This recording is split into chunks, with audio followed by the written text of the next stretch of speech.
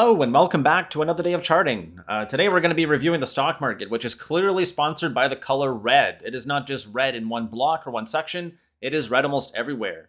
We have Microsoft earnings and Google earnings now out. We're going to review those in a moment. And unless you're living under a rock, you're probably aware that now the market is quite choppy. Yesterday we had a pretty nice up session, and today we fully reversed it and gave back a lot more. So the volume is low, but the price action is king. So what happened today? Well, again, like we talked about, everything is lower. Tesla's down 12%. Again, that's a $120 billion loss. That definitely added a lot of pressure. Amazon down 4.5%, Google down 3%, Microsoft down 3%, Apple down 3.7%, Microsoft down by 3.7%. And now what we're going to look at is just the fear and greed index. So where are we? We're solidly back into fear. We lost 11 points today. We're almost actually down back into extreme fear. So it looks like maybe those bears are going to be flexing, setting that bear market 2.0, and this could become a self-fulfilling prophecy where we get dragged down. So again, net for what happened here, we had Alphabet and Alphabet and Microsoft reporting after the bell, and it's important to note that these were the ones which were expecting the biggest sales growth. Again, 23 estimate, 17 estimate for Microsoft, and the actual results were Microsoft earnings beat across the board. Company beat expectations on the top and bottom lines. That looks fantastic. Also announcing that acquisition of Activision this quarter. Google reports miss on earnings and revenue. So they missed on both. They did announce a $70 billion share buyback, but again, it looks like there's some wind coming out of the sails for Google today. So let's go have a quick look and just see where these things are trading after hours. And again, remembering that this is not the end all be all. It is after hours where there is not as much volume, but we can get a clue for where the price action is going to go. So looking here again, Microsoft crushed it, right? Beating earnings across the board, top and bottom line. And what's the stock up? It's up by 0.3. It's down by 3.4% on the day, or roughly 10 points, and it's up by 50 cents here. So what does that mean? This is feeling a lot like Tesla, like we talked about on the weekend, where even crushes are giving us a meh reaction, because that's what it looks like here. We're up by 0.5%, or recouping right about, 1/10 of the downside today. So it's up in after hours, but it's very marginal. And then looking over at Google, which again, missed on top and bottom line, announced a $70 billion buyback, down 111 points, or roughly 4.6%. So what the market is doing is punishing companies that miss, but it's not really rewarding those who beat either. So this is starting to look very bloody. It's looking very bloody because when we look at the chart to smooth the data out, we can note here that we're closing at 317.14 on QQQ, and last month's low, again the March low, is 317.45. So where did we close? We closed with a lower high and a lower low on the monthly chart. This looks disgusting. That's what this looks like. And when we look at this with clean eyes, what's the pattern that's very obvious here? A head and shoulder. So head, shoulder, shoulder, the red line being the shoulder. Then we pop over here to SPY, and it doesn't look all that much better. Right? There's our head, there's our shoulder, and all these dip buys are now red. So we're not down and out yet. It's only Tuesday after hours. There's still more key events for this week, but this is not a good omen. Not at all. Why? Again, like we talked about, if we go back to here, Alphabet was expected to have the biggest earnings sales growth. Microsoft number 2. And then my Netflix was number 3. And then Meta number 4, Amazon and Apple number 5 and 6. And those ones report last in the week. So if that's the best the market can deliver for the trillion-dollar companies, and again, a $70 billion buyback, that's huge. Looks like they don't have anywhere else to spend that money, and they are going to try to support the share price. So again, let's ask ourselves if we've done the technical damage on QQQ, right? We broke the monthly low. That's not good. Even if we save it, it is not a pretty look at all. And now SPY is definitely in question here. Why? Again, we got a low of 415 and then 410 for the March and February lows. And right now, in after hours for S&P, we did print a lower low. So, right, we got 414 here. 414, we're down by about another $2. And where we're going to open tomorrow, I'm not sure. I'm not 100% sure where we're going to open tomorrow, but if we open at this level, we're going to have a break of what? Again, of the March low, and then going down to 410 could easily be happening here.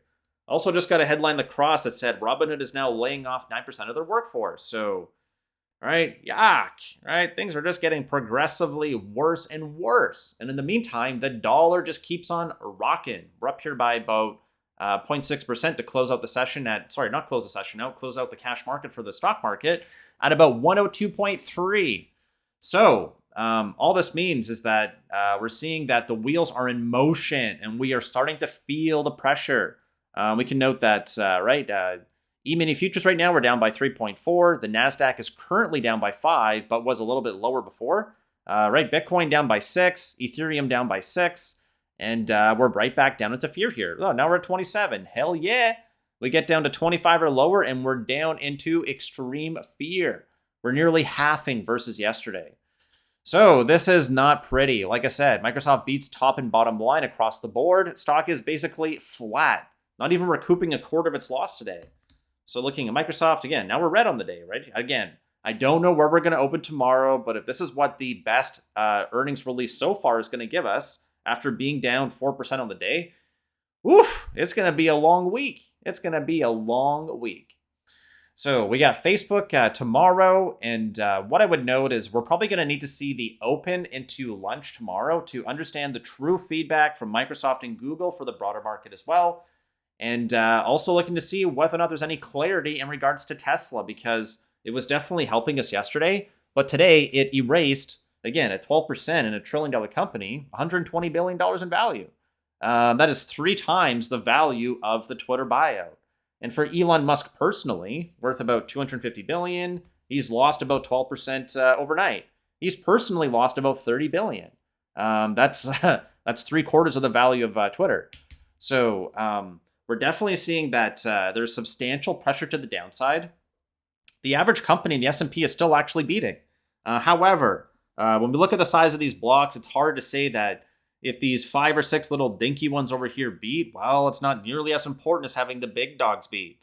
So the later part of the week, we're going to have Microsoft, then we got Q1 GDP, and we got Amazon and Apple. Hard to emphasize just how important this data is going to be. And then going into May, we've got the FOMC for their 2-day session on May 3rd and 4th. So this is not looking good. What we want to do now is just go through and have a look at some of the charts here to see, just how bad the damage is, because we cannot ignore it now. S&P, if it opens where it is right now in after hours at roughly 414, we're going to be breaking down even further. It's only Tuesday close, and we already have 220 million shares traded this week. Last week, we had about 400 million. So what does that mean? We're basically at half the week, and it's only Tuesday. So we're definitely seeing elevated volume. We can see it at the last 3 sessions here, right? That is not a nice candle. 2 straight down days, gap it down, pump it up, and then gap it down and flush it. So this is a perfect bull trap. Why? Because gap downs are generally for buying. They squeeze them out. They burn the puts because the puts are likely going to be going in the money now. They are buying pretty aggressively for this Friday and through to May, all the way through to 410. And the daily chart here is cracked. We got a lot of work to do to save it now. And we got a death cross, right? We got low price action to drag us down because there's no liquidity, right? In a quantitative tightening environment, there's a lack of liquidity. That's what happens by definition. So we can also see that the warning signs came in when we lost the hourly time frame here. So, right, there's our megaphone lower, and we're not even able to make it back inside. Every time we just touch the trend now, rejected, rejected, rejected, with a little bit of a trap going into the close yesterday. And as long as we remain below the VWAP and we're trending down, the average person is a loser, which means that they're looking to recoup their money. They're not looking to really make a dramatic move one way or the other. So we're pretty close to those yearly lows now. And with not a lot of data left to come in to deliver us one way or the other, we kind of have to defer to the technicals here. And this is becoming a self-fulfilling prophecy where now we got confirmation here. So in terms of what we need to see, well, we're kind of in no man's land here. 316 are the lows here. We've already lost those. So into the close, we lost the monthly low here. And now we're even losing the lows back to here, which means we're back at prices we've not seen since right, April 1st of 2021. So we're all the way back. We've unwound a whole year's worth of gains here. And this is very, very, very important. There we go, right? Head and shoulders, knees and toes. Knees and toes. And just looking here at these stocks as well for Microsoft, it's right at a critical area here. So the fact that it cannot even bounce here in after hours, again, up by $1 after losing 10, it's like, it's nice, but it's recouping like about 10% of what it lost today. Just today, not even the previous days. And it's right around here, the lows. This one's actually still holding up. It probably has the best chance of snapping back, but there's no guarantees either. Looking at GOOG, into the close, it was on the green line. And now we're not just back to prices we haven't seen since June. We're going back to, right, where are we on GOOG? We're here at about 2280. So right back down here to roughly where we were in April and May. Ironically, Google just shot up higher, and now it's actually missing to the downside here. So, clearly a bear pattern, and onus is on the bulls to fix these charts now. So it's not my favorite video to record here, and there is a lack of clarity in terms of the confirmation, which we're going to need to see by Friday. But as of right now, the early feedback into the earnings season is that even a crush on the top and bottom line and having $70 billion for the biggest acquisition in, I think, tech history for Activision Blizzard, Microsoft's not really getting rewarded, at least not in after hours here. We'll have to watch for the confirmation tomorrow. But at this point here, again, if you've not already done damage control, or if you're trying to ignore what's happening on the tape because you don't want to admit you're wrong, at a certain point, if the market gives you feedback that you are wrong, it is okay to be wrong. It is not okay to stay wrong.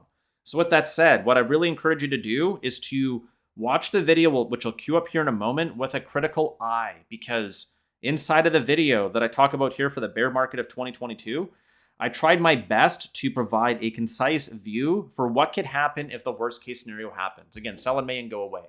We're now seeing a lot of that unfold. But we cannot confirm until we get to Friday, which will be the last calendar day of the week and the month. So if you want to watch that, I encourage you to click on it. If not, we'll be back tomorrow for our review. And I thank you very much for your support.